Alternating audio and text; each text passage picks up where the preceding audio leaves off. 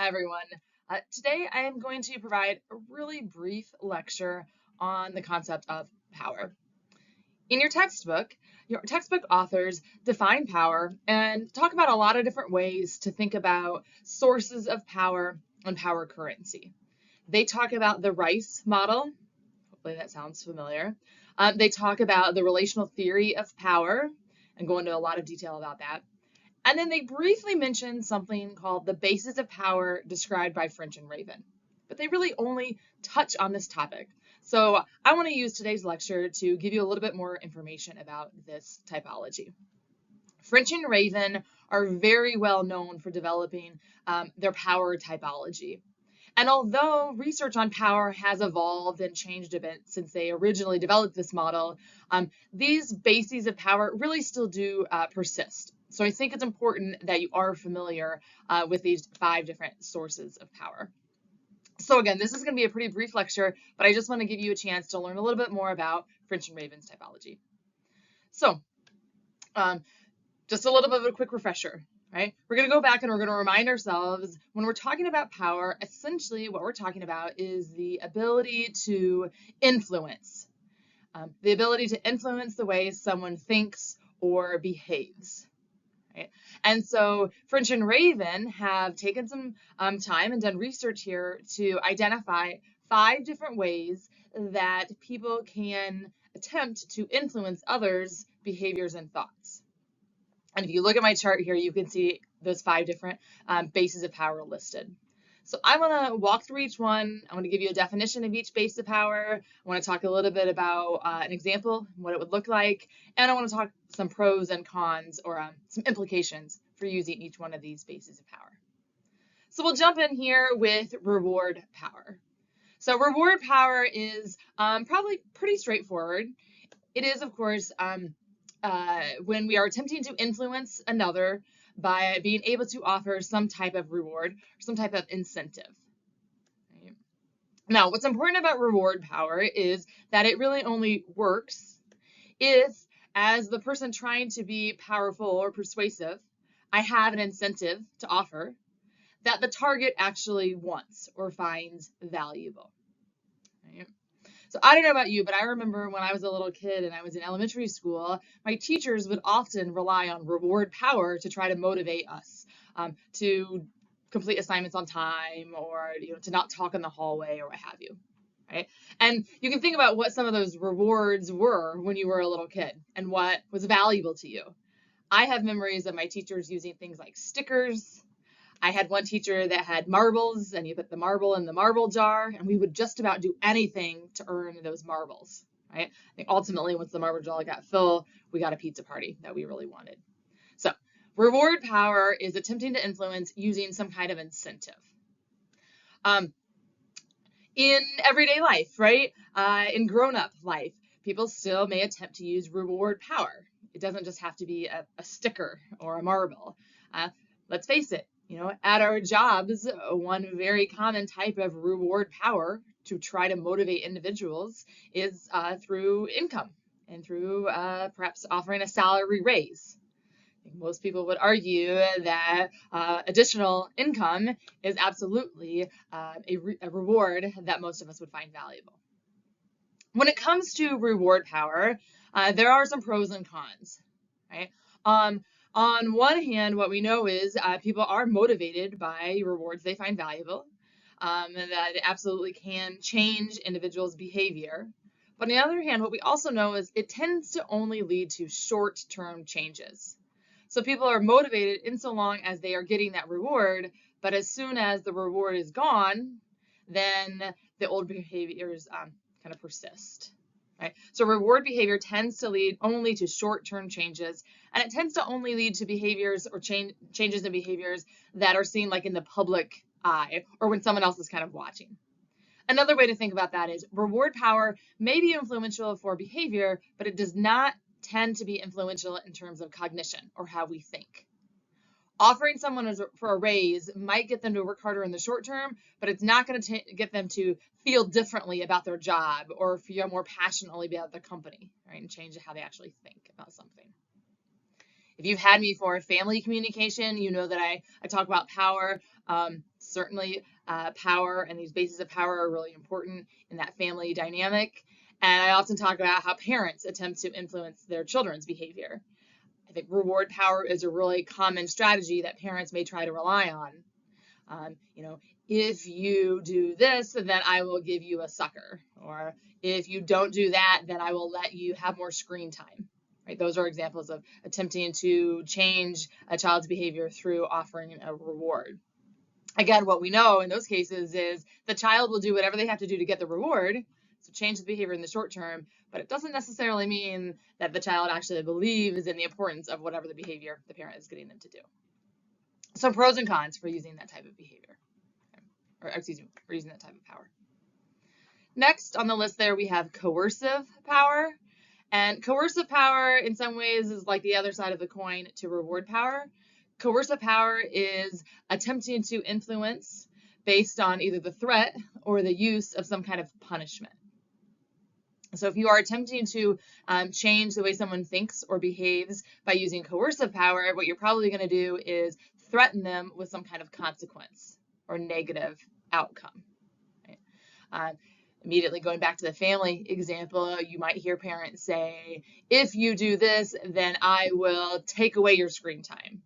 Or if you do that, then I will ground you, punish you in some way. Right? And so that's exactly what coercive power is like.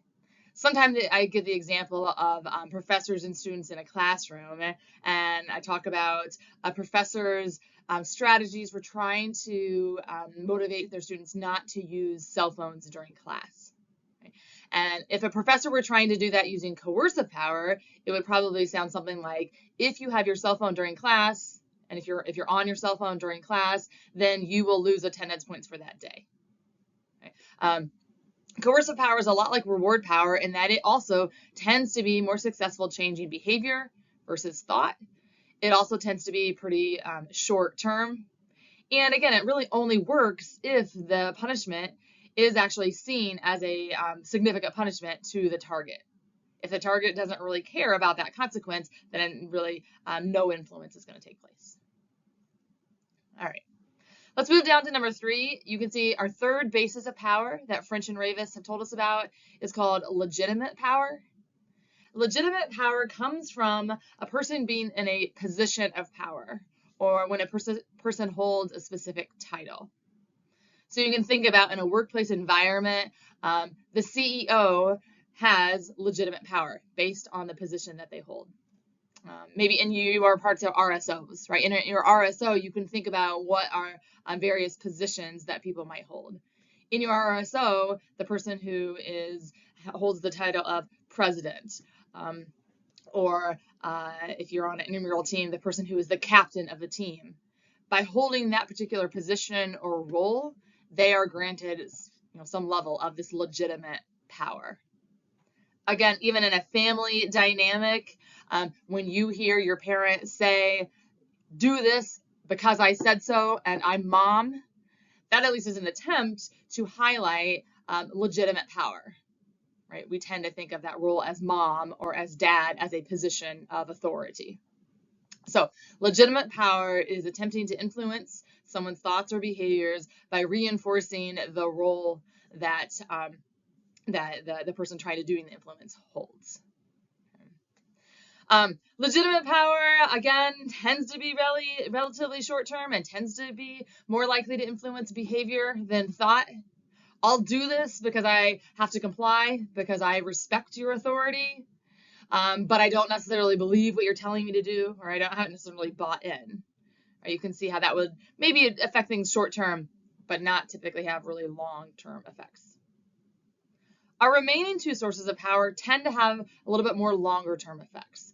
So the 4th source of power that French and Raven talk about is called expert power. Expert power, they claim, comes from an individual being able to influence thought or behavior based on additional knowledge or expertise.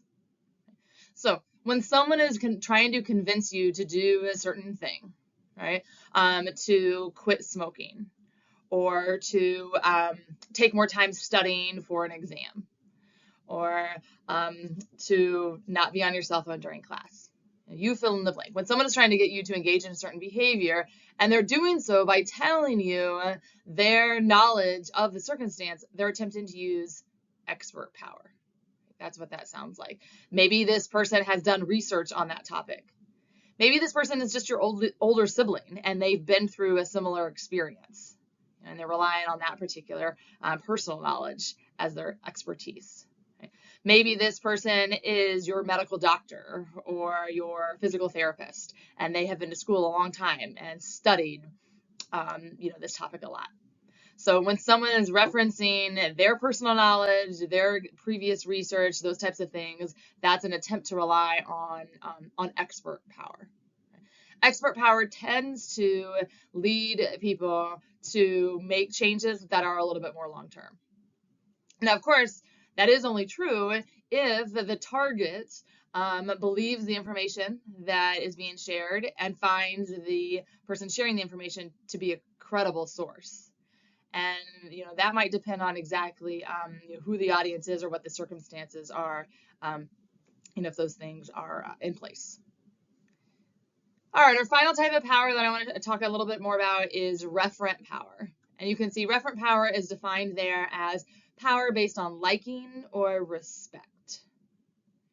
So referent power comes from the target, the person who's trying to be influenced, having respect or liking from the person trying to do the influencing. Right? Celebrity endorsements are an example of referent power. More often than not, the celebrities that are trying to get you to buy these certain products, they are not experts in the products they are trying to sell, right? They are not medical doctors or nutritionists or, chemists trying to sell certain makeup. But what they are is they are people that we admire and they're people that we kind of want to be like. And so we think if we buy the product that they say is a good product, then we might be more like them, right? So that's an example of referent power.